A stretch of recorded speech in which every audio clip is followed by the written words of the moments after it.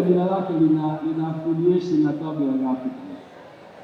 Haijaja kwa bahati mbaya kupewa jina ambalo lina nasaba na klabu.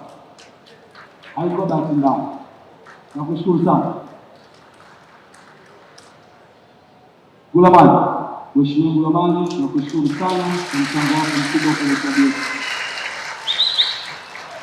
Ndugu wanachama wa klabu ya Young Africans, hawa watu sita wajumbe wa kamati ya utendaji pamoja na vice president wamenisaidia sana kufikia kwenye malengo haya na mafanikio ambayo klabu yenu imefikia. Kwa pamoja hao tuwapigie makofi wote tafadhali. Kwa haki ya kikatiba tuna kila sababu ya kufanya mkutano huu na tuna kila sababu ya kufanya uchaguzi, na dhamira ya kufanya uchaguzi ni kutoa haki ya kila mwanachama kuchagua na kuchaguliwa. Tunapokwenda kwenye miaka mingine minne, naamini wako watu wazuri watabaki kwenye uongozi huu na wako watu wazuri ambao wamekaa huko wataingia kwenye uongozi huu, na hiyo ndio inavyotupa nafasi ya kuamini haki ya kuchagua na kuchaguliwa. Tuna kila sababu ya kutumia haki hiyo kwa ustadi mkubwa, kwa sababu uongozi wa klabu ya mpira wa miguu ni uongozi unaotaka umoja, mshikamano, mapenzi na dhamira ya dhati kabisa ya kuipigania klabu yetu. Na kuungana kwetu ndio kutatupa nguvu ya kuwashinda watu ambao tunashindana nao. Kwa hiyo niwaombe mchukue nafasi hiyo kuchagua watu sahihi watakaoweza kujenga umoja wa klabu yetu. Aidha, ningependa speech yangu isijikite tu katika msimu huu ambao tumekuwa na msimu mzuri, bali ibebe jumla ya miaka minne ya uongozi wetu. Nilikuwa na vipaumbele vitano ambavyo nilisaidiwa na wajumbe wa kamati ya utendaji, na vipaumbele hivyo naweza kusema vimefanikiwa kwa asilimia kubwa sana. Kipaumbele chetu cha kwanza kilikuwa ni mabadiliko ya mfumo wa uendeshaji. Nikiri ya kwamba mfumo wa uendeshaji wa klabu ya Young Africans ni mfumo bora kuliko vilabu vyote katika ukanda wa Sahara. Tuliweza kuwekeza na kupata msaada wa GSM Group kwenye kulipia gharama za transformation, tukajifunza na mfumo huo umelipa, na sasa tumefanya vizuri na kusaidia baadhi ya vilabu katika ukanda wetu wa Afrika kuja kujifunza hapa Tanzania kupitia klabu ya Young Africans. Tumeona vilabu mbalimbali vinavyotoka kwenye ukanda huu wa Afrika, vikiwemo vikubwa kabisa, vimekuja kujifunza kupitia klabu ya Young Africans. Lakini pia tuliweza kusajili wanachama, na mtaona kwenye mbao za matangazo hapa mbele, Young Africans imefikia usajili wa wanachama 110,012. Tulifanya klabu hii kuwa ni namba 2 kwa wanachama barani Afrika. Tujipigie makofi ya Young Africans. Hiyo tu idadi hiyo tumeweza kukusanya kiasi cha shilingi milioni 4.8, 4.8 billion shillings ambazo zimeingia kwenye mfuko wa Young Africans kupitia ada za wanachama. Tujipigie makofi ya wanachama. Aidha, kulikuwa kuna mgawanyiko. Mtaona kuna idadi ya kina mama ambao ni wanachama klabu ya Young Africans, wakina baba na watoto.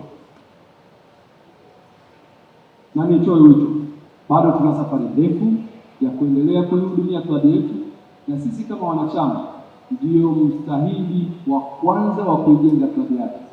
Hivyo tuendelee kulipa ada za wanachama, tuendelee kujenga umoja wetu kama wanachama, tufungue milango ya kuwaleta wanachama wapya ili klabu hii iweze kupiga hatua kadri siku zinazozidi kwenda mbele.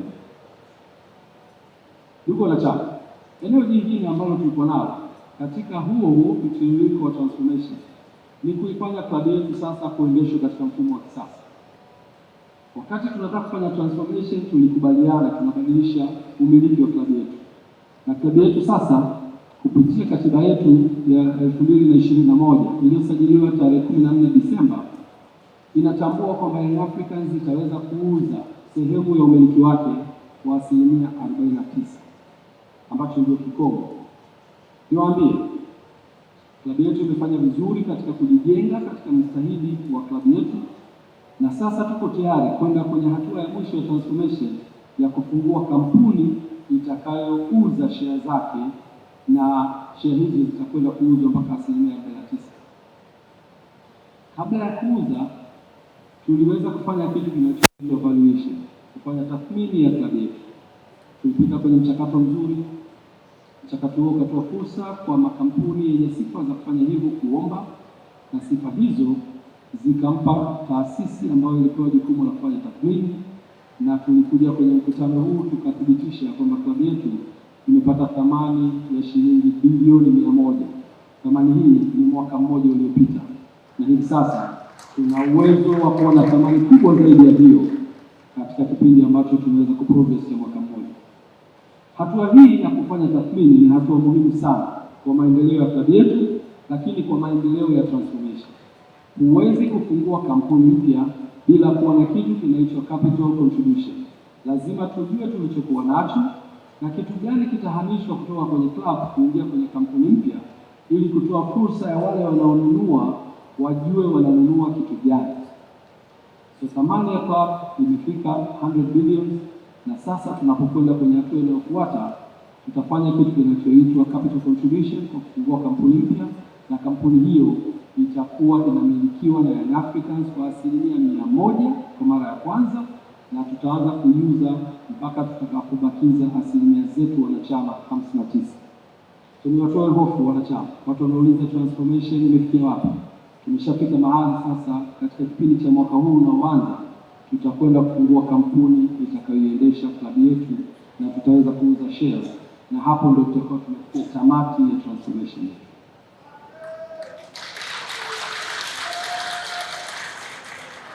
Ndugu wanachama, klabu yetu ya Young Africans wakati tunaingia madarakani ilikuwa na jengo Jangwani, na moja katika kipaumbele chetu kilikuwa ni miundombinu. Tukasema hatuwezi kuwa klabu ambayo haina ofisi za kisasa. Katika kipindi chetu cha miaka 4 tumeweza kukarabati jengo letu la Jangwani ambalo lilijengwa na muasisi, moja katika waasisi na viongozi wakubwa wa klabu yetu ya Young Africans, mzee wetu Abeid Amani Karume. Jengo hili lilijengwa miaka ya 70, alikuwa lina hadhi ya kuishi, tukaweza kulifanya kuwa bora, na leo klabu ya Young Africans watendaji wake wanakaa kwenye ofisi bora. Naweza kusema hakuna klabu katika ukanda wa Afrika Mashariki na Kati yenye ofisi za kisasa kama klabu ya Young Africans. Maboresho haya yalifanywa katika kipindi chetu na tunajivunia kuwa na ofisi za kisasa. Eneo la pili ambalo tulikuwa tunalifanyia kazi katika miundombinu ni eneo la uwanja.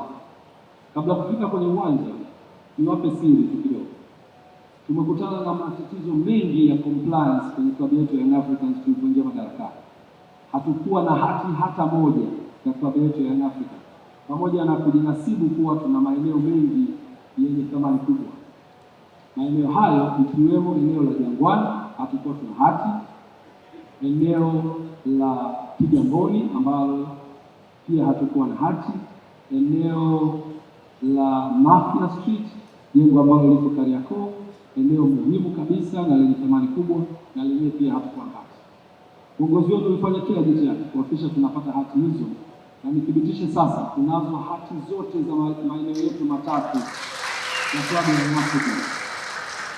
Hati hiyo ya kwanza mmeiona hapo ni moja katika hati ambazo zinasomeka na mtaziona ownership ya klabu ya Young Africans, na hiyo pia ilikuwa ni jambo jingine kubwa sana, na tunashukuru mamlaka za serikali kwa kutusaidia. Klabu yetu ya Young Africans mali zake zote zinasoma jina moja tu la Young Africans Trustees, na ndio hao wamiliki wa mali za klabu ya Young Africans. Tumeweza kufika hapo na ni mafanikio makubwa sana ya kuratibu documentation za klabu yetu, na inaonekana huko nyuma zilikuwa kwenye mikono ya watu mbalimbali.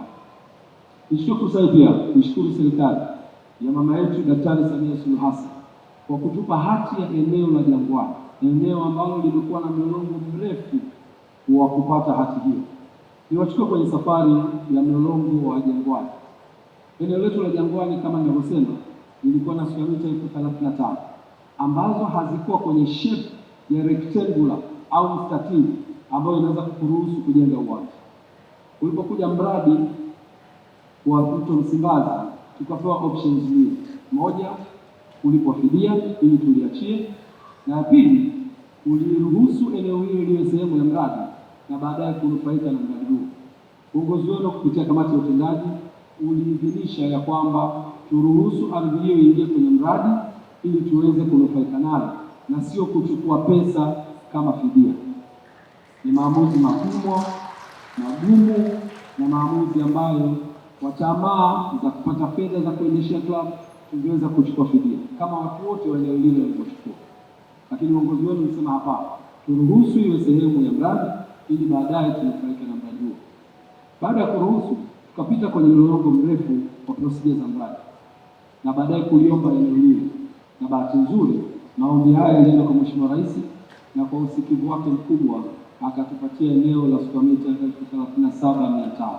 Tumpigie makofi Rais wetu wa Jamhuri ya Muungano wa Tanzania kwa upendo aliyokuwa nao kwenye klabu yetu. Na mwaka jana siku ya mwananchi, kwenye kilele cha siku ya mwananchi, tulikabidhiwa hati yetu na kaka yangu Deo Ndejembi wakati huo akiwa waziri wa ardhi. Imetuchukua miaka mitatu, ndugu wanachama wa klabu ya Young Africans, kupata eneo hili. Miaka mitatu ya uongozi wetu kufikia kupata eneo hili. Na watu wanaweza kuhoji kwa nini tumechelewa kujenga uwanja katika kipindi ambacho tuliahidi. Kama unaweza kuona uongozi wetu ulikuwa ni wa miaka 4, tumechukua miaka mitatu kupata hati. Na niseme baada ya hapo hatukulala, tulichukua jitihada nyingine za kuhakikisha tunafikia malengo ya kujenga uwanja. Ndugu wanachama, katika kipindi cha mwaka mmoja baada ya kukabidhiwa ardhi, tumepiga hatua kubwa sana kuendea mradi wetu wa uwanja. Tulianza kwa kutengeneza kamati maalum itakayotusaidia kutafuta wazabuni au wawekezaji, na kamati hiyo tunawashukuru sana. Tushukuru kaka yangu Alex Ngongolo, mwanasheria, wewe pamoja na Ivan Tarimo ambao mmeiunga mkono kamati ya utendaji na kuja kutupa taaluma ya uwekezaji kwenye miradi. Kamati ile ilitangaza nafasi za uwekezaji kwenye eneo la uwanja. Baada ya hapo watu wakaomba na mataasisi mbalimbali, lakini mwisho wa siku mchakato ukaenda na tukampata investor ambaye tutakwenda kushirikiana naye kwenye eneo la uwanja. Ndugu wanachama, na nyinyi mashabiki, tumefanya vikao mbalimbali na tumetoa taarifa za vikao hivyo mpaka tulipofikia kumpata GSM Tanzania Limited kuwa mwekezaji mwenza kwenye eneo la uwanja wa klabu ya Young Africans. Nichukue fursa hii kumshukuru sana mkurugenzi mkuu na mmiliki wa klabu wa kampuni ya GSM kakangu Ghalib Said Mohamed kwa utayari wake katika kushirikiana nasi kuweka historia ya kuwa klabu ya Young Africans kuwa na umiliki wa uwanja wake wa kisasa. Na naamini haya ni mafanikio makubwa kwa klabu yetu, lakini pongezi kubwa kwake kwa kuwa sehemu ya watu watakaoweka historia hiyo. Ndugu wanachama, baada ya kusaini makubaliano na mwekezaji huyu, makubaliano yale yalikuwa yamegawanyika kwenye maeneo mawili.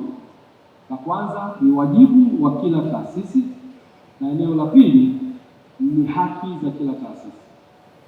Wajibu wa taasisi hizi mbili ambao ni Young Africans upande mmoja na GSM Group upande wa pili, tulikubaliana ya kwamba Young Africans itatoa ardhi kwa ajili ya kuleta mchango wake kwenye ujenzi wa uwanja, na mwekezaji jukumu lake litakuwa ni kutoa fedha kwa ajili ya kujenga uwanja huo. Makubaliano haya yaliridhiwa na pande zote mbili kupitia Excom na umiliki wa kampuni ya GSM. Hatua iliyofuata baada ya hapo ni kujua haki baada ya kujua wajibu. Haki zetu sasa, klabu ya Young Africans itamiliki 50% ya uwanja na kampuni ya GSM itamiliki 50% za uwanja. Ndugu wanachama, mgawanyo huu utakwenda kufanywa kupitia kampuni mpya itakayoundwa.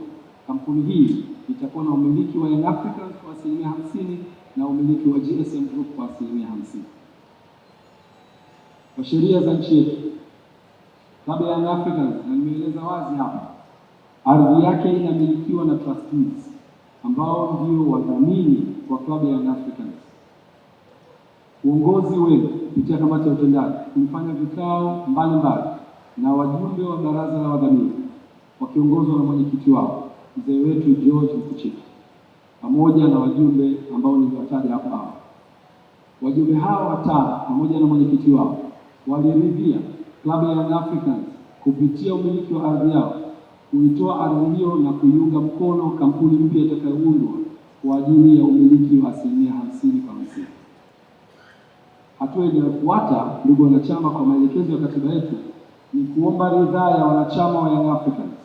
Wanachama hao ndio wamiliki halali wa ardhi hiyo inayosomeka Young Africans Trustee, waridhie sehemu ya ardhi hiyo kuingia kwenye mradi wa ushirikiano kati ya Young Africans na GSM Group.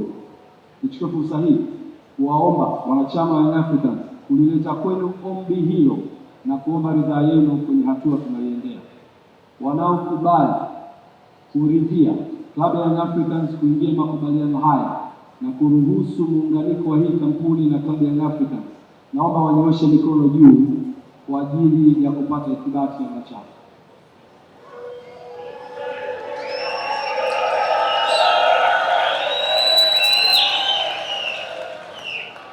Nashukuru sana.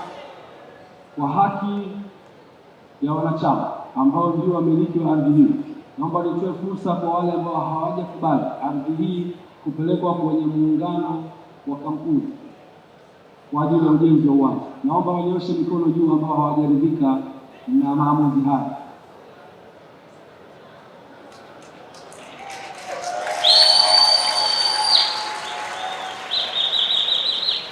Kwa muktadha huo wa pamoja, wa kauli moja ya wanachama wote waliohudhuria mkutano huu, tunaridhia uundwaji wa kampuni mpya utakaoruhusu Young Africans kuchangia ardhi yake kwenye uwanja.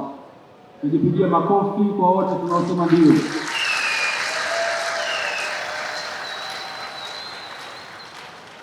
Nawashukuru sana, na hii ni historia kubwa kwa klabu yetu kufikia maamuzi haya, na hatua inayofuata baada ya hapa ni kuandaa sasa ratiba au taratibu za kitaaluma za kisheria zinazoambatana na muhtasari wa mkutano huu.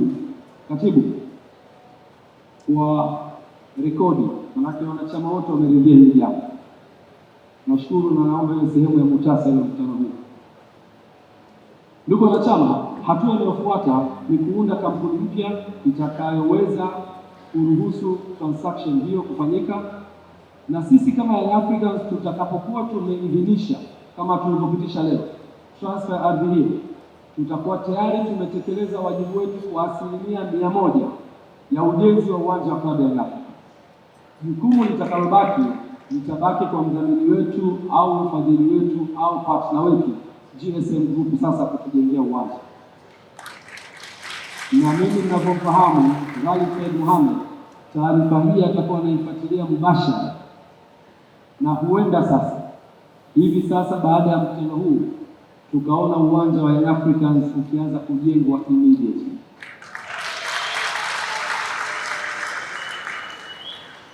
Baada ya kusema hayo, nashukuru sana wanachama wa Young Africans kwa kuweka jambo hili la kihistoria katika rekodi.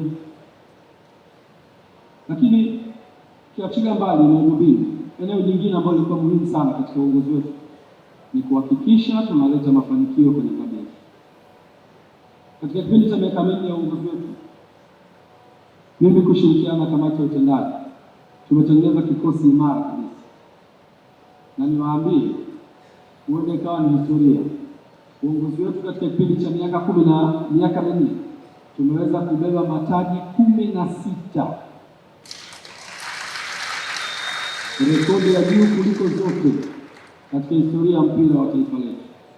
Tumeweza kubeba ligi kuu mara 4, kombe la shirikisho, tumeweza kubeba ngao ya jamii, tumeweza kubeba Mapinduzi Cup, tumeweza kubeba Muungano Cup, na kuna watu katika mataifa yao walijichanganya wakatualika tukapita nayo makombe yao. Toyota Cup South Africa pamoja na Rayon Sports Cup Rwanda. Mataji haya ni historia kwetu kama club, lakini faraja kwa wanachama na mashabiki wa klabu ya Young Africans. Kakaangu Mwiduke ni mtu wa statistics, ataweza kutusaidia. Katika kipindi chetu cha miaka minne tumeweza kucheza mechi 120, rekodi kubwa kuliko zote. Tumeshinda mechi 101. Tumetoka sare mechi 12 na kufungwa mechi 7 tu. Tukiweka rekodi ya kukusanya pointi 315. Hakuna timu katika historia ya miguu Tanzania imewahi kukusanya pointi nyingi kiasi hiki kuanzia msimu wa 22-23 mpaka 25-26. Vile katika mechi 120 ya miaka minne tumefunga magoli 286 na kuruhusu magoli 51 tu, na hivyo kuwa na goal difference ya 235. Kwenye kombe la shirikisho maana CRDB tumeweka historia kubwa ya kushinda taji hili mara 4 mfululizo, tukiweka rekodi ya kucheza miaka 5 mfululizo bila kuruhusu kufungwa hata mechi moja. Katika kipindi cha miaka 5 tumecheza mechi 27 tukishinda zote kasoro mechi ya mwisho ya msimu huu ikiwa mechi ya 28.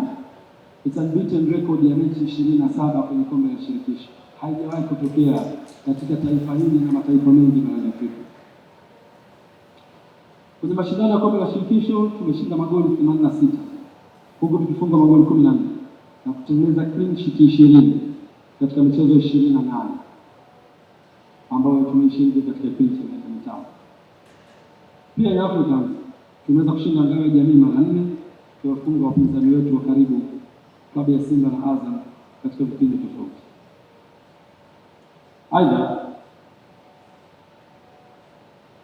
tumeweza kushiriki kwenye mashindano ya nje kama nilivyosema awali, Toyota Cup South Africa, lakini Royal Sports Day Rwanda, na kushinda magoli 4-0 dhidi ya Kaizer Chiefs na 3-1 dhidi ya Royal Sports. Katika michuano ya CAF Champions League, baada ya mara ya mwisho kuingia kwenye hatua ya makundi mwaka 1998, 2023 ilikuwa mara yetu ya kwanza kuingia hatua ya makundi. Tulienda kuvunja uteja wa miaka 25 ya kuto kuingia hatua ya makundi. Uongozi huu ambao umekaa mbele yenu uliweza kuingiza makundi mwaka 2023 kwa mara ya kwanza. Na kuanzia hapo ikawa historia. Tumeingia mara 3 mfululizo katika hatua ya makundi na kuifanya pia ni record nyingine katika taifa letu. Lakini tukumbuke pia tuliweza kwenda kwenye mashindano ya CAF Confederation mpaka mchezo wa fainali na kuweza kupoteza mchezo ule kwa kanuni ya goli la ugenini, ikiwa tumefungwa 2-1 nyumbani na kushinda 1-1 bila katika ardhi ya Algeria, na kufanya matokeo jumla kwa 2-2 na kupoteza ubingwa ule kwa tofauti kwa sheria ya goli la ugenini.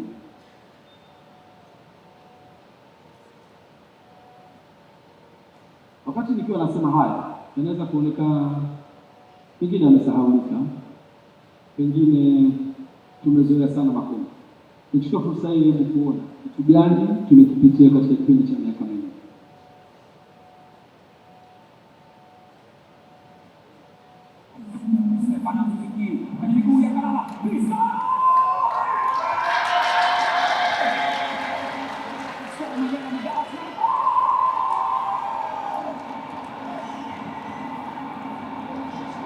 Ngao ya jamii Yanga ni mashindi kwa mara ya pili ya 7 jumla jana. Zara Morkins, Profesa Madundo Mtambo atakuwa na furaha sana wa kuelekea msimu wa 2022-2023 baina ya mafande wa jeshi la polisi dhidi ya Young Africans. Joyce kwa Bernard Morrison, Super Ben Morrison na kagani kumiliki.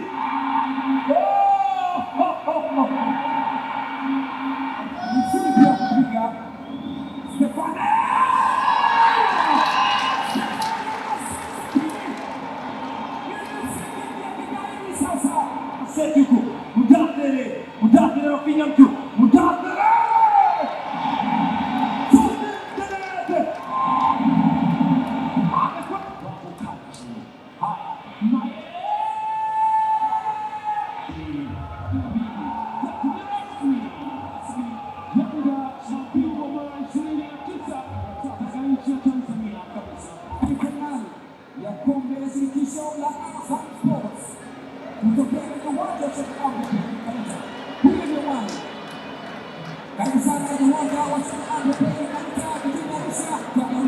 bora katika kipindi hiki cha miaka mingi. Lakini kabla sijafunga, tuachilia mbali under 13 ya watoto wetu, under 17 ambayo mmeiona na under 20 ambayo imefikia hatua ya fainali. Msimu huu kwangu nauona ulikuwa msimu mgumu kuliko misimu yote iliyopita. Kumekuwa kuna changamoto nyingi za kimpira. Mimi naamini kuna changamoto ambazo saa nyingine zinakuwa nje ya uwanja, tumeweza kukabiliana nazo, lakini changamoto inapokuja uwanjani tunapata ugumu wa kuona msimu kuwa mgumu, na msimu huu tumepata changamoto nyingi ndani ya uwanja. Moja, sajili ambazo tumezifanya hazijatupa thamani ile ambayo tunastahili. La pili, tumepata majeraha na wachezaji wetu muhimu na kuwakosa kwa kipindi kirefu cha msimu. Mwaka huu hatutaki yale yaliyotukuta mwaka jana. Tumefanya usajili kama tulivyofanya ambao umeuona, kuwapa watoto wa Kitanzania wa kwetu nafasi ya kuitumikia klabu ya Africans, lakini pia kwenda kuchagua wachezaji bora wanaotoka kwenye mataifa yao watakaotupa matokeo. Niwaambie binafsi yangu, sijawahi kuwa na msimu ambao nilikuwa sifurahii kuzitazama mechi za Yanga kama msimu uliopita, na naamini Yanga wengi mmepitia hiyo hali. Nasema msimu huu yaliyopita basi hatutajirudia tena.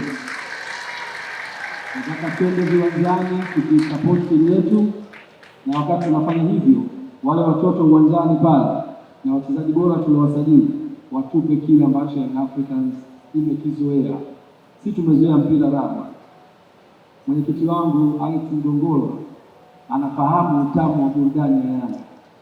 Nafikiri miaka miwili iliyopita tulikuwa tunatamani mpira usiishe, refari akionyesha bango la dakika 5 za ziada, watu wanakasirika kwamba tukitoka hapa tutakwenda wapi. Lakini msimu uliopita tulikuwa tunatamani mpira uishe.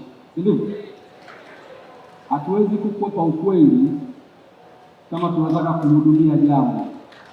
Hatukuwa tuna msimu mzuri uliopita, na naamini panapo majaliwa msimu huu tutarudisha furaha na burudani tuliyozoea wala.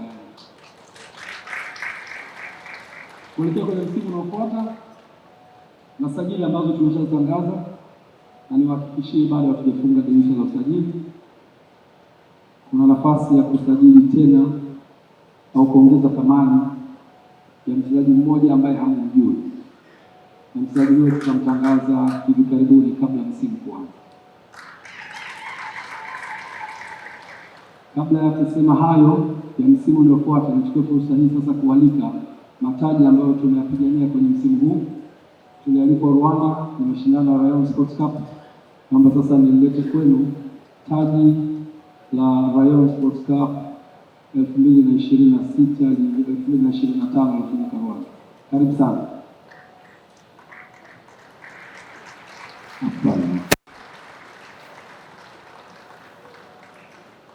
Taji hilo kama mnavyoliona, kijana wenu alipigania, kalibeba msimu uliopita.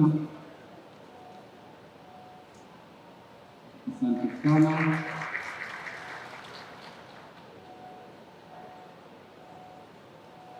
Tuliweza kuanza msimu kwa taji la ngao ya jamii. Nililete kwenye taji la ngao ya jamii 2025. Karibu.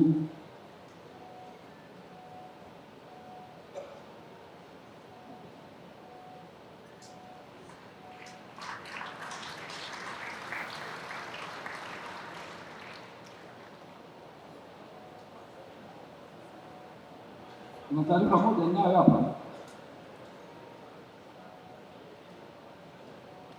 Asante sana. Kuna taarifa moja ninayo, lakini hii taarifa haijanifurahisha sana. Hivi mnaweza mkamili kuna mtu kaiba ngao ya jamii 2025. Wakati tulikuwa tunasherehekea paredi yetu ya msimu huu, kuna mtu akapata fursa akaiba taji ya 2025. Kwa bahati nzuri taji hili limetengenezwa hapa Tanzania na Mtanzania mwenzetu. Tumewasiliana na mamlaka husika, watatutengenezea taji hilo na watatupa kama replica. Lakini kama kuna mtu analo, Jamani, turudisheni taji letu. Taji linashindaniwa uwanjani, taji haliibiwi. Asante sana.